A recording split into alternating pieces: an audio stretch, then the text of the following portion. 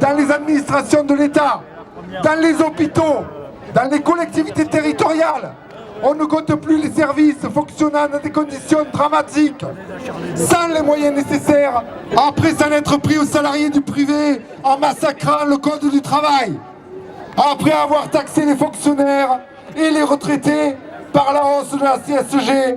Le président Macron a décidé aussi de s'attaquer à la jeunesse. Mais désormais, en faisant payer les masters, parce que les moyens budgétaires existent pour répondre aux besoins sociaux, pour une protection sociale de qualité. Nous demandons l'arrêt des suppressions d'emplois, là aussi, dans le public et dans le privé. Bonne manifestation, mes camarades.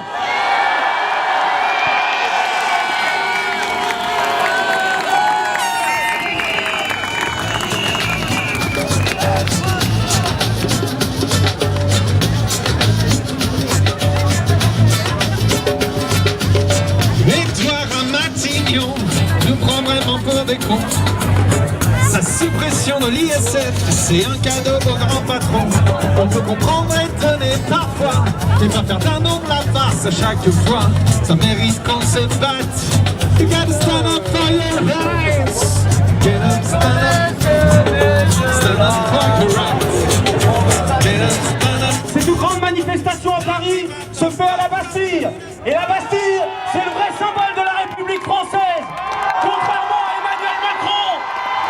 Emmanuel Macron, qui vient d'inviter 180 patrons et hauts cadres du CAC 40 dans ce qui est pour lui le symbole de la République, le château de Versailles.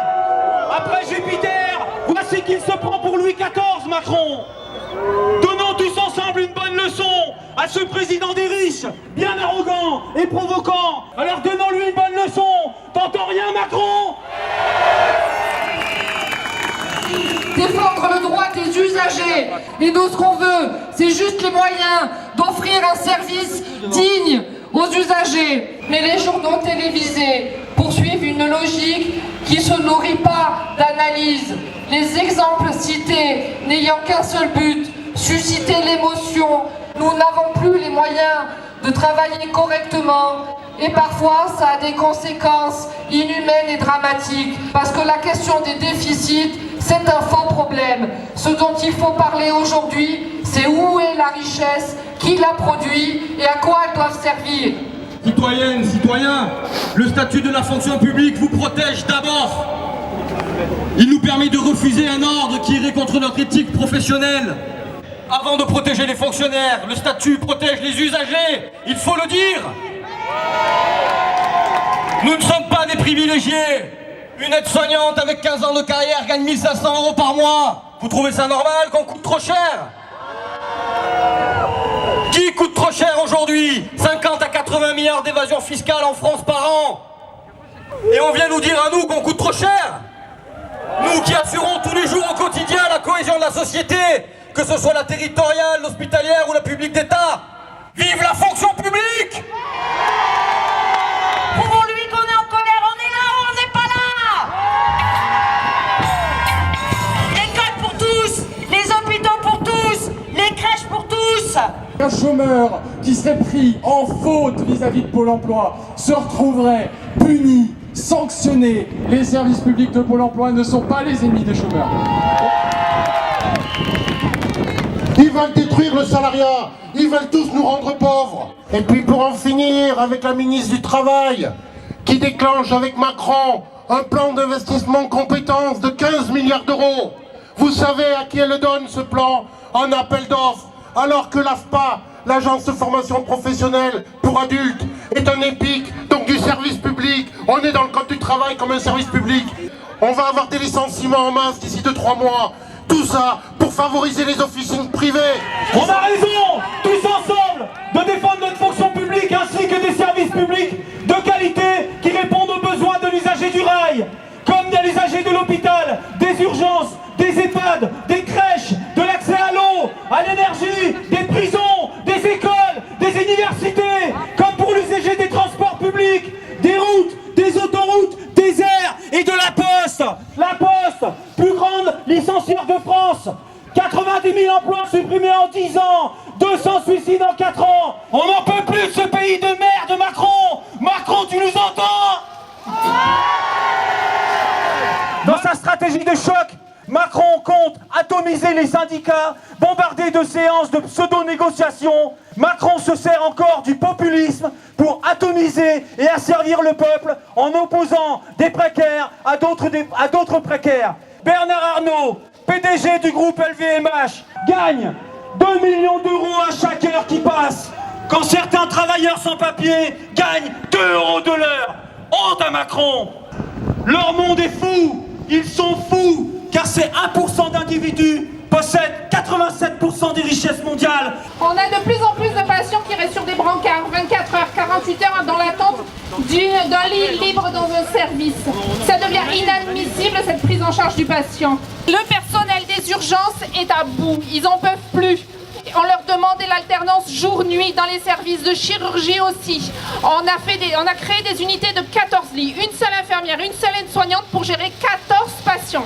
Nos camarades des routes, suite à une volonté de modifier leurs horaires, en l'espace d'une semaine, ont déclenché un préavis de grève. Il faut avoir des luttes gagnantes pour faire en sorte que les salariés soutiennent l'intégralité du mouvement. La politique du CHU aujourd'hui, elle est simple et unique. C'est des économies sur des restructurations de services, avec comme unique raison la fermeture de lits et la diminution d'agents de services publics dans les unités. Le secteur des urgences est un secteur critique. Nous avons demandé, pas plus tard qu'hier, à la direction générale d'enclencher un audit avec un organisme reconnu nationalement pour démontrer que les conditions, les moyens utilisés au secteur des urgences ne vont pas. La ligne rouge a été franchie depuis maintenant plusieurs années. Donc je vous demande, peuple niçois, d'ouvrir les yeux, de continuer la bataille, de demander à tous les copains, les copines, les camarades de rejoindre le cortège, les prochains cortèges, pour qu'on puisse engager une lutte,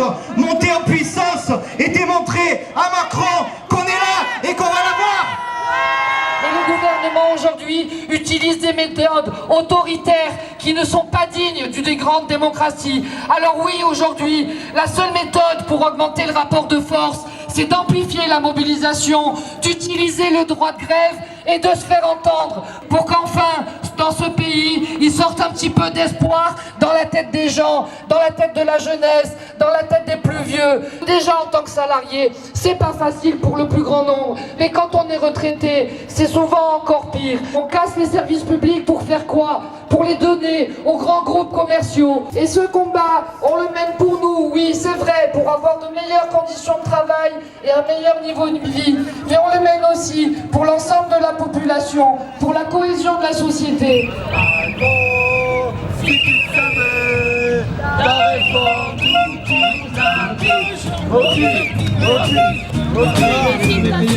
je suis fonctionnaire et 1900 par mois je galère. Bien anti quoi. Aujourd'hui gréviste, demain on me dira extrémiste. Ouais, comme une merde. Donne-moi un sexistique, donne-moi un sexistique. Les jeunes dans la galère, les vieux dans la misère. Macron, prends ta retraite! Macron, prends ta retraite! Macron, prends ta retraite!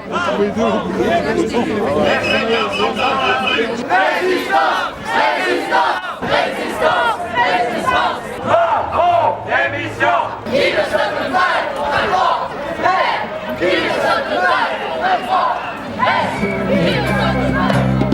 Même plus besoin de négocier sous Byzance. Car si jamais vous résistez, il y a les ordonnances. Ne vous déplaise, le gouvernement nous baise.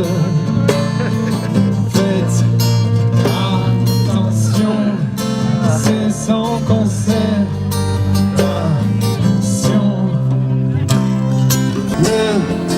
Vous déplaise, le gouvernement nous baise.